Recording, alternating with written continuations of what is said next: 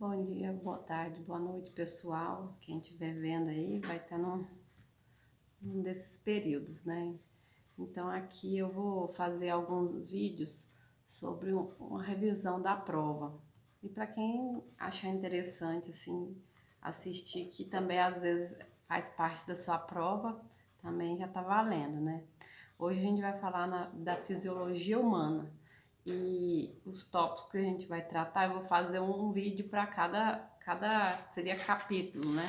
Agora a gente vai falar sobre a fisiologia da termorregulação ou regulação térmica do corpo humano. Então ele vai tratar da temperatura corporal e a regulação térmica, né?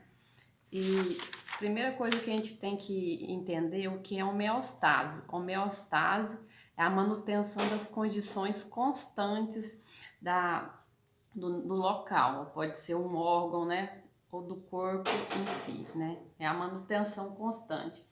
Se a gente fosse a analisar um gráfico, seria uma reta se falasse do metabolismo, né, então a gente vai ver o que pode alterar para a gente conseguir perceber o que é a homeostase, que tem a ver com a questão do metabolismo basal. Tem que estar constante, né? Tem que estar em equilíbrio. E vários fatores podem contribuir para isso. A gente tem que estar numa posição estática, não pode estar fazendo exercício entre meia hora e uma hora, e não pode estar fazendo alguma atividade que altere hormônios e assim vai. E a questão da alimentação também tem que estar em jejum, 12 horas se for fazer um exame, que aí tem que estar em equilíbrio para conseguir medir o que naturalmente estaria produzindo sem influência de algum fator externo, né? Então, a gente tem que fixar que a homeostase é a manutenção das condições constantes. Vamos pôr num gráfico? Vamos pôr num gráfico.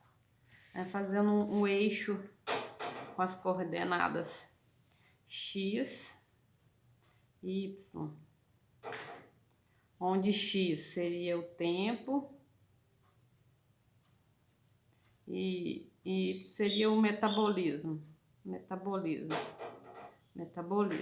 Por exemplo, se eu acordo de manhã com metabolismo, por exemplo, básico, assim, vai depender de qual hormônio, qual condição que você vai analisar. Seu exame de sangue, a gente pode analisar hormônio, aí ele tem que estar constante, tem que estar reto. À medida que o tempo vai passando, ele não pode estar variando.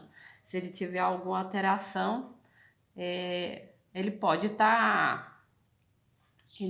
pode estar em homeostase, mas a questão você não tem vários fatores que pode contribuir para alguma disfunção, né? Então, em regra, seria uma constante ou uma ondulação assim, algo que tenha uma manutenção, porque a manutenção é algo que faz ela ter aquela atividade metabólica. Então a gente vai depender do que a gente vai analisar. Tá constante? Sempre ele fica em torno disso e disso. Isso aqui faz parte de um equilíbrio, porque cada organismo tem um peso, tem um, um tamanho diferente, então pode variar os valores, né? Então, outro tema que a gente tem que falar mais, que é o metabolismo, né? Que é a intensidade ou a velocidade com que a energia é liberada. Então, ela tem por exemplo, ela pode variar, dependendo, ela vai entrar na célula, dá uma desacelerada, ela volta, vai e volta. Então, pode estar sempre positivo, mas a oscilação aqui é o mínimo e o máximo para ela trabalhar normal. O tecido ou o órgão, né, que contém aquele organismo, em geral, em equilíbrio. Então, a gente sabe que o repouso, a gente gasta em torno de 60 a 70 calorias por hora. em atividade a gente vai aumentar, pode de 200 a 300 calorias por hora, e você pode, vamos dizer, gastar essa constante de horas, 200 calorias por hora, pode ir várias horas. Tem aquelas longa maratona que a pessoa gasta isso por hora, né? E também aquelas atividades de impacto de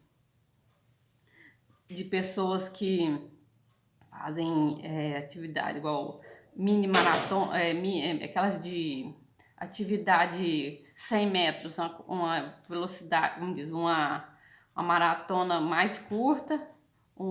Aí você tem que gastar bastante energia para ter aquela explosão de impacto, né? Aí gasta de 1.000 a 2.000 calorias por hora. Só que isso aí você consegue despender essa energia em poucos minutos, porque você não consegue sustentar muito tempo. Então é uma atividade de tempo curto, igual natação, né? 100 metros rasos, aí você gasta muita energia em pouco tempo. E depois a gente vai falar sobre o metabolismo basal, porque o professor falou dos fatores que modificam o metabolismo. Mas a gente tem que fazer o pensamento contrário. Se é os fatores que modificam, a gente pode saber que a negação dela seria o metabolismo basal. Então, o metabolismo basal, se dos fatores que modifica é a atividade física, é o exercício físico, onde você gasta ATP, você tem que ter em mente que o metabolismo basal você não pode estar em atividade física, exercício físico. Ou seja, a pessoa não deve estar exercitando, nem exercitou por um período mínimo de 30 minutos a 1 hora. Outro fator seria a estimulação simpática, ou seja, você acelera, você vai ocorrer a mudança de temperatura, e para essa estimulação simpática você libera a norepinefrina ou noradrenalina, que é sinônimo. E onde há essa estimulação, você vai estar alterando o metabolismo basal. Então você deve, para ter um metabolismo basal, você deve estar em completo repouso mental, de modo que o sistema nervoso simpático não esteja sendo estimulado por esse fator. Então, você, para conseguir o metabolismo basal, deve estar em repouso, né? Outro fator que modifica o metabolismo seria os hormônios da tireoide, né? Então, a tireoide, ele acelera ou desacelera o metabolismo. Então você tem que estar nesse conforto, né? No sistema simpático também, mental, porque ele influencia o metabolismo basal em 2 fatores, no repouso mental e no repouso muscular, né? Que é o físico, né? Muscular. O corpo não pode estar andando, você não pode estar subindo, descendo nenhuma ladeira, né? Então, dependendo se for fazer o exame de sangue, você tem que estar, você não pode, ou você tem que ficar 30 minutos a 1 hora em repouso, ou você vem de carro, né? E não exerce uma atividade de que forma que você estimule tanto o cérebro, né, a produzir mais hormônios e não alterar a temperatura. E a temperatura da gente, que pode, nesse momento, pode alterar de 1 grau Celsius. E isso aí, você variando, você aumenta 10% de cada... e esse 1 grau Celsius corresponde a 10% do aumento da temperatura corporal. E isso aí já é um fator que modifica o metabolismo. Então você tem que prestar atenção nesse momento. Até para medir pressão, né, a gente tem aquele repouso para a gente conseguir medir corretamente, não ter uma falsa hipertensão, né? E quando for fazer exame de sangue, você deve não ingerir alimentos nas últimas 12 horas, porque também altera o metabolismo, né? Modifica o metabolismo, então não corresponde ao seu metabolismo basal, de forma que constantemente você estaria produzindo se não tivesse exercendo nenhum movimento. E esse fator que modifica o metabolismo basal, ele chama ação dinâmica específica sobre o metabolismo. Então, ele tem uma capacidade de produzir energia sem ter muita caloria para gastar. Então, o que você vai ingerir tem... quando você tem uma alta ação dinâmica, são alimentos que você ingere e tem baixa caloria. Ou seja, você vai gastar mais energia para você digerir ele do que você processar ele do que digerindo ele. Então tem essa questão. E outro fator seria a temperatura, evitar estimulantes de febre, né, no metabolismo, porque uma atividade física é outra coisa que já está embutida no exercício físico aqui. Então, os 5 fatores que modificam o metabolismo é o exercício físico, estimulação simpática, que libera a noradrenalina, norepinefrina, causa mudança de temperatura, hormônios da tireoide que são liberados, então a questão emocional, temperatura corporal, evitar aquela atividade que seja capaz de mudar a temperatura corporal, e a questão alimentícia, que é a ação dinâmica específica dos alimentos. E outro componente que pode cair no nosso exame quais são os principais locais de produção de calor no organismo. Então, aonde a gente consegue ter aqui esse processamento, né, do metabolismo.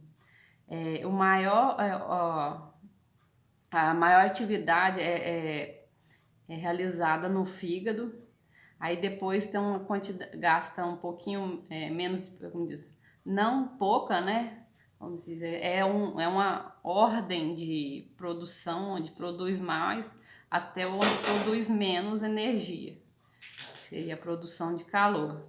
É o fígado, onde tem mais, né, produção de calor, depois vem o coração, o cérebro, as glândulas endócrinas e os músculos, né?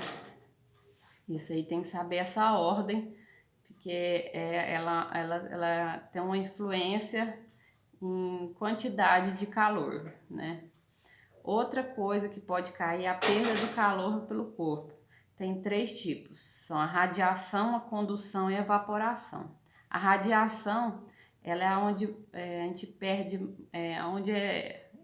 ocorre, né, onde ocorre a maior perda de calor, que é 60%, que ela é feita pela troca do ambiente.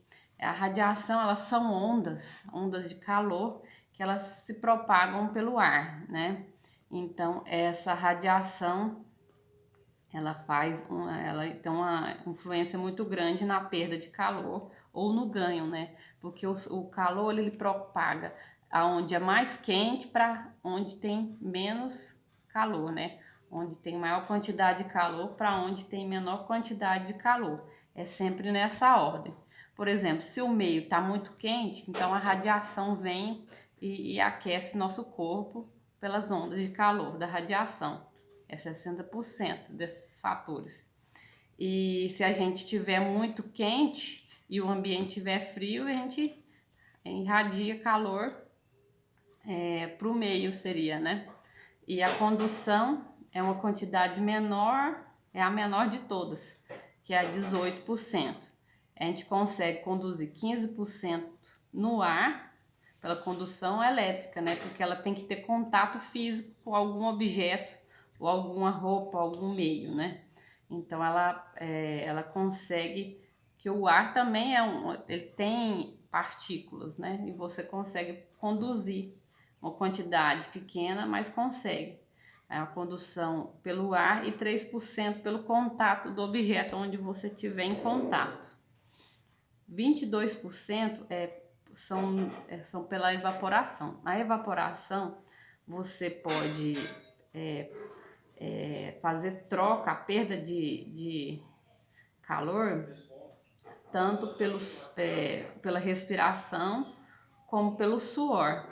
Então a respiração ela é úmida, então você libera gotículas e aquilo lá controla o calor também e a gente evapora, né? E onde vai mais quente para as gotinhas da água que é mais fria e a gente vai conseguindo controlar a temperatura, né? E as glândulas sudoríparas que corresponde ao suor, que também a gente perde para a água, né? E a gente libera o calor.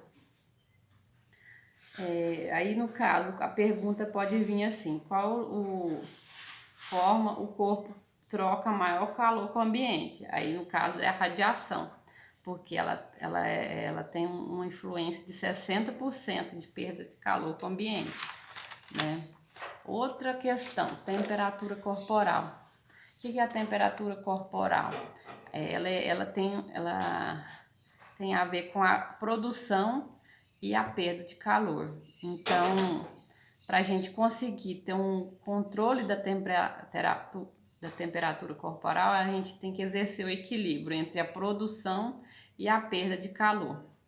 E o que pode influenciar na produção? Seria o metabolismo basal, a atividade muscular, o efeito da tiroxina sobre as células, o efeito da adrenalina, que é a parte de hormônio, né? O efeito da temperatura externa que exerce sobre o nosso corpo, né? Então, ela pode fazer, aliás, o nosso corpo e a temperatura, aquela questão da atividade, o que pode fazer a variação da temperatura. E o que pode contribuir para a perda de calor são aqueles 3 formas, né, que você pode exercer, ou o meio exercer sobre o nosso corpo para a perda de calor. Seria a irradiação, evaporação e a condução. Ou seja, onde tem mais quantidade de calor vai para onde tem menos quantidade de calor. Ela sempre vai, tanto para dentro do corpo, para fora. Mas a gente está analisando a parte de perda de calor com o meio, né? Se por exemplo, o ambiente está frio, ele consegue perder calor. E se a gente está num lugar muito quente, a gente faz outros tipos de trocas, né, para conseguir perder calor, né? Evaporação e assim vai, condução, né? A gente usa o vento, né, para conseguir perder mais calor se estiver muito quente e assim vai, né? E deixa eu ver. O que mais? Eu acho que é isso aí que vai cair mais na prova. A questão de funções do centro hipotálamico na produção de calor, no aumento da temperatura. Eu não sei se pode cair, mas eu vou falar um pouquinho, né? Qual que é a função, né, do centro hipotalâmico de produção de calor? O que ele faz para aumentar a temperatura, né? A gente faz a vasoconstricção da pele para aumentar a temperatura corporal, ou seja, aqui os vasos ficam na superfície do corpo, aí eles contraem, né? Então eles não ficam em contato com a superfície, é uma forma de proteção para a gente não perder muito calor com o meio, para a gente manter a produção de calor e aumentar a temperatura do corpo. Então, se os vasos estão na superfície da pele, então o contato com a pele, o meio é mais próximo, né? Então você facilmente consegue fazer uma troca de calor e perde mais calor. Então a vasoconstricção já impede isso ou dificulta, né? Que a gente tenha o tecido adiposo que também ajuda na, na dificuldade de perder calor. A questão da estimulação simpática no metabolismo, que aí você vai exercer atividade hormonal que faça a gente produzir mais calor, né? Para a gente num frio, por exemplo, a gente consegue aumentar o metabolismo do corpo para a gente aumentar a temperatura. O tremor também é outra forma de muscular que a gente consegue fazer para aumentar a temperatura, e também a piloereção, que a piloereção é interessante. Os pelos do corpo, eles ficam eriçados. Isso ocorre quando os centros simpáticos exercitam excitam os pequenos músculos, os músculos eretores dos pelos. Aí tem aqui, ó, no corpo humano, o ser humano, ele exerce esse mecanismo devido a uma pequena contração muscular, e aonde ela fica na epiderme, mas o músculo que exerce essa função. E ela retém grande quantidade de ar na zona que tá entre a pele e o pelo. O pelo tá em pé assim. Então essa região aqui, ela consegue reter a grande quantidade de calor, fazendo um isolamento contra o frio. Então é muito interessante essa parte. Tem a questão da secreção aumentada dos hormônios da tireoide, para aumentar. A gente vai vir em hormônios depois. E a função, agora outra função, as funções do centro hipotalâmico de perda de calor na redução da temperatura corporal. Então essas funções podem ser tanto pela a sudorese ou a respiração arfante. A sudorese é o suor que a gente tanto conhece. Já a respiração arfante, o ser humano não tem muito essa atividade, porque a gente consegue bem exercer pela sudorese.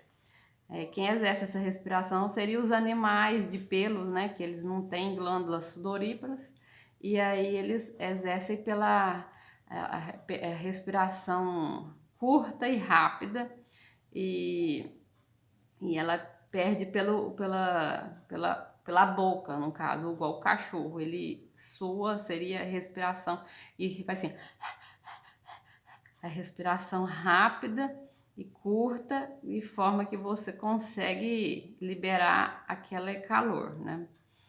Então é isso, sobre temperatura e regulamentação da corporal, térmica corporal. E aí eu vou gravar outro vídeo aí sobre sistema nervoso. Até mais.